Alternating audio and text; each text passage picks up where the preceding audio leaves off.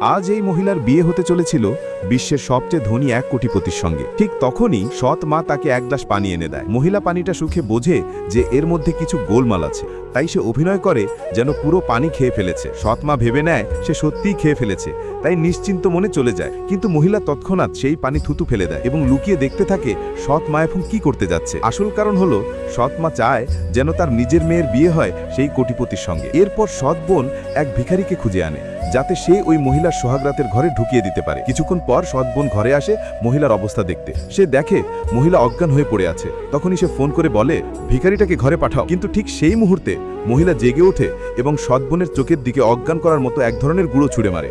সৎ বোন সঙ্গে সঙ্গে অজ্ঞান হয়ে যায়। মহিলা চায় যে নিজের জন্য পাতানো ফাঁদেই সৎ বোন ধরা পড়ুক, তাই সে ঘর থেকে বেরিয়ে যায় এবং তাকে একা রেখে আসে। কিছুক্ষণ পর ভিখারি ঘরে ঢোকে। সে দেখে বিছানায় এক অজ্ঞান মহিলা শুয়ে আছে। সে একেবারেই আশা করেনি এমন কিছু হবে। অল্প সময় পর কোটিপতি বর তার বডিগার্ডদের সঙ্গে এক বিলাসবহুল গাড়িতে এসে হাজির হয়। সৎমা বলে দুলহন উপরের ঘরে আছে। কোটিপতি তাড়াতাড়ি সিঁড়ি বেয়ে ওঠে। দুষ্টু সৎমা মনে মনে খুশি হয় যে এখন সেই মহিলার মানসম্মান ধুলায় মিশে যাবে, কিন্তু সে জানতো না ঘরের ভিতরে তার নিজের মেয়েই আছে। যখন কোটিপতি দরজা খোলে সে দেখে ঘরে একজন পুরুষ উপস্থিত। সে নিজের চোখকে বিশ্বাস করতে পারে না। তখন সৎমা পাশ থেকে বলে এমন একটা মেয়ের সঙ্গে তুমি বিয়ে করতে পারো না। সহকারী ভিখারিটাকে ঘর থেকে বের করে দেয়। কোটিপতি তখন দুলহনের মুখ দেখার জন্য চাদর তুলতে যায়। বিছানার ভিতরে সৎবোন ভয়ে কাঁপছে। ঠিক তখনই আসল মহিলা দরজা খুলে ভিতরে ঢুকে পড়ে। সবাই হতবাক হয়ে যায়। তাহলে বিছানায় যে মেয়ে শুয়ে আছে সে কে? মহিলা নিজেই এগিয়ে গিয়ে চাদর তোলে।